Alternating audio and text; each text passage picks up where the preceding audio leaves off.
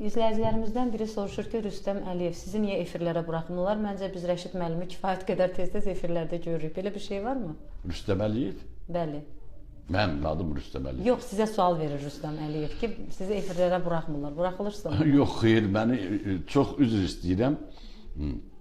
Mən öz fənnimdən tələbələrin təkidi ilə kitab yazmışam. Çox mükəmməl bir fiziologiya kitabı. Doğrusu bizim mükəmməl kitabımız yox idi. Rusların kitablarından tərcümə eləyib yazırdılar.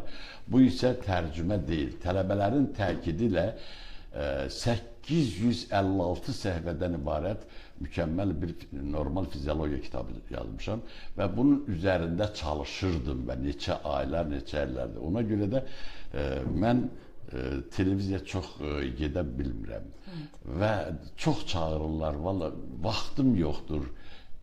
Yaşım da xeyli var, o da yol vermir. Amma mükəmməl bir kitab yazmışam. O kitabda hətta mənim bəzi leksiyalarımda zat şəklində verilib, disk şəklində verilib. Çox mükəmməl bir kitabdır. Mən belə hesab edirəm. Yeri gəlmişkən deyim ki, bizim xalqımız çox gözəl və savadlı bir xalqdır.